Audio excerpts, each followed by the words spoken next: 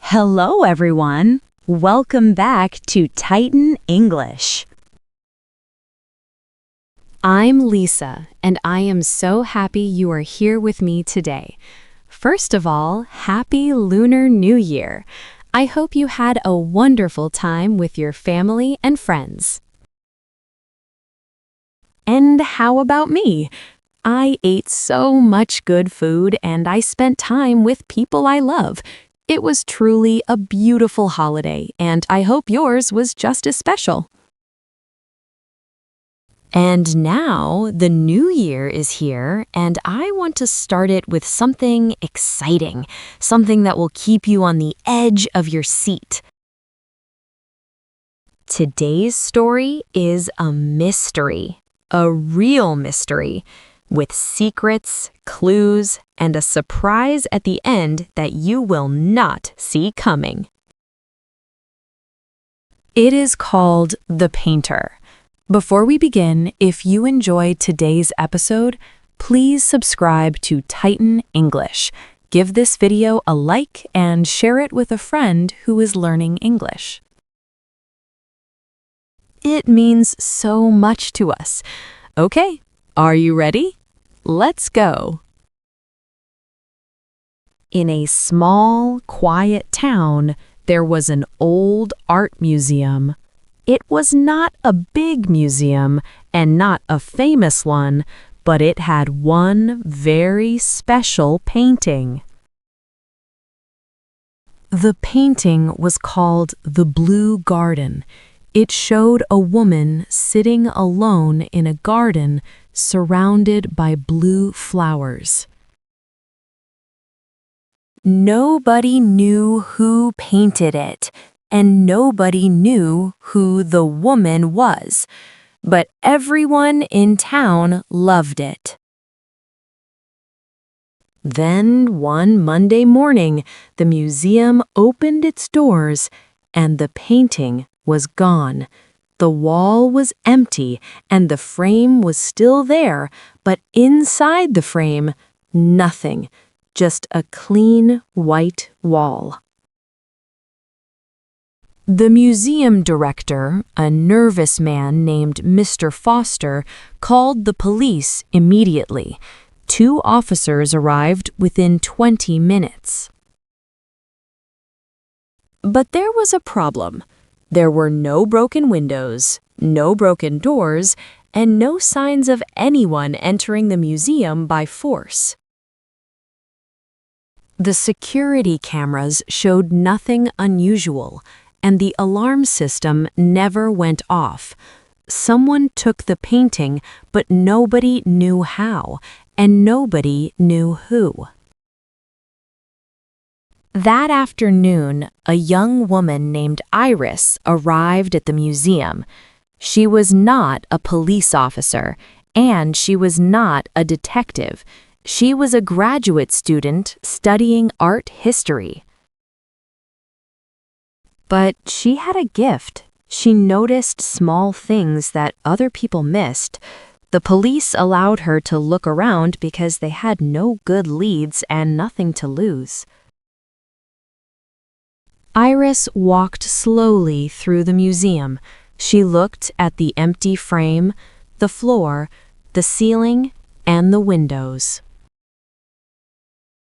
Then she asked Mr. Foster one question.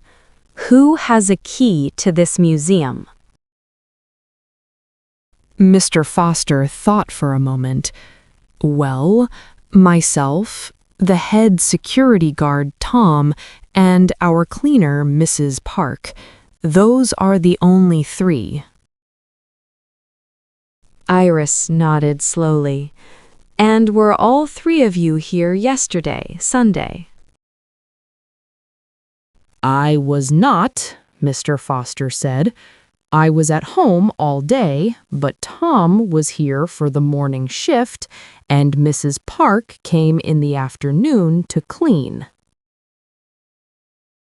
Iris looked at the empty frame again.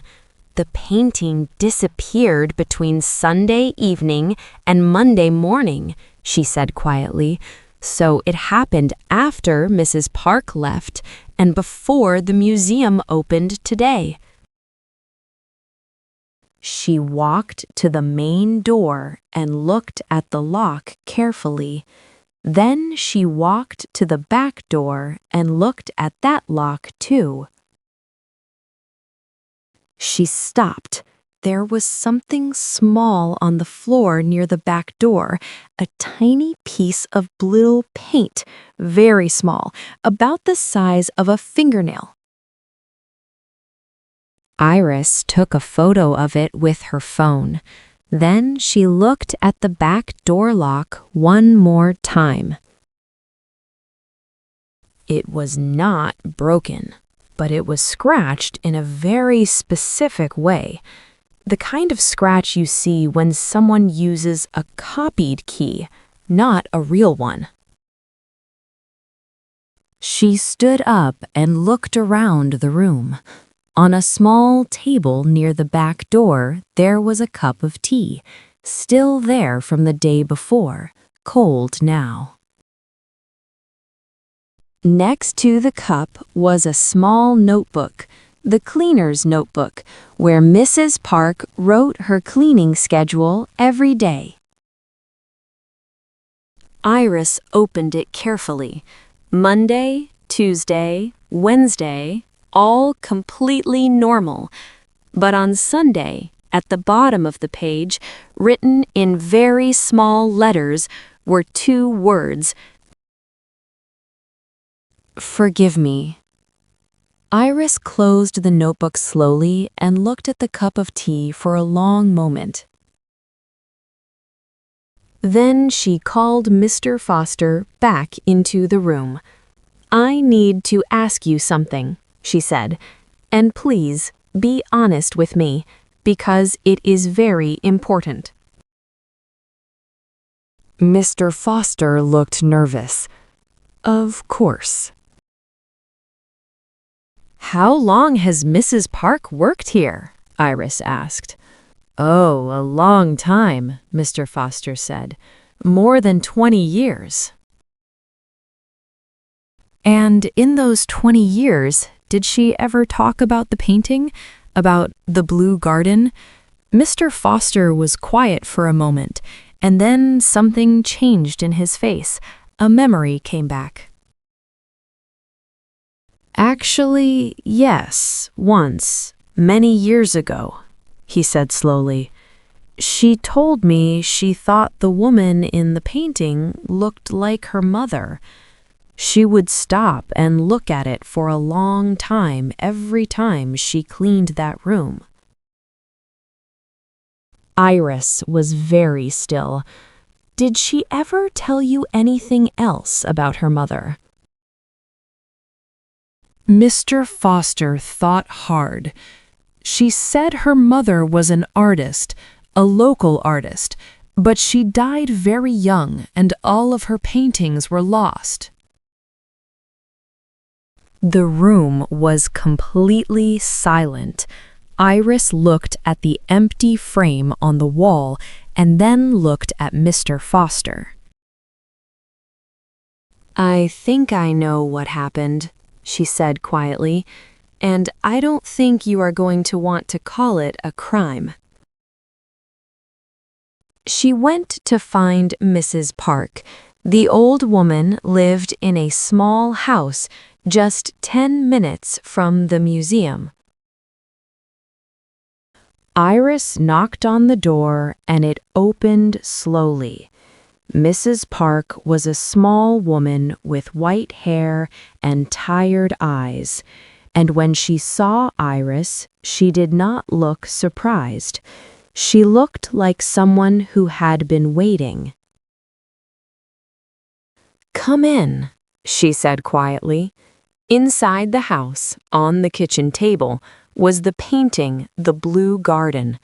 The woman in blue flowers looked up at them both from the canvas. Mrs. Park sat down heavily in her chair. I know what I did was wrong, she said. I know it. But that painting was my mother's, she continued. She painted it 60 years ago. The museum bought it from a man who had no right to sell it. He stole it from our family after my mother died. Her voice was very calm, but her eyes were full of pain. I tried to tell the museum 20 years ago when I first started working there. I brought documents, old photographs, and letters my mother wrote about the painting, but nobody listened and nobody believed a cleaner. She looked at the painting with so much love that Iris had to look away for a moment. So I waited, Mrs. Park said. I cleaned that room every week for 20 years, and I looked at my mother's painting every week. And last Sunday, I couldn't wait anymore. Iris was quiet for a long time. Then she said, "Do you still have those documents, the photographs and the letters?" Mrs. Park looked at her. "Yes, I kept everything." "Then," Iris said carefully, "I think we need to talk to a lawyer. Not the police, but a lawyer.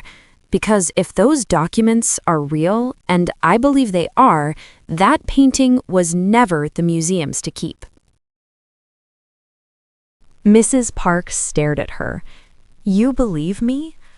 "I believe you," Iris said simply, "and I think the painting believes you too."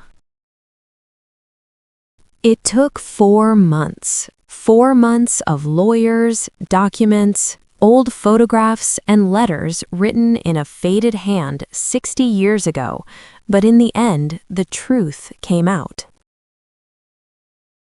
The painting, The Blue Garden, had been created by a local artist named Sun Park, Mrs. Park's mother. It was stolen from the family in 1962, and the museum had bought it unknowingly from the wrong person. The judge ruled in Mrs. Park's favor. On a quiet Friday morning, Iris stood outside the courthouse next to Mrs. Park. The old woman was holding a photograph, a black and white photo of a young woman standing next to a canvas, the same canvas, the same blue flowers. "She was beautiful," Iris said.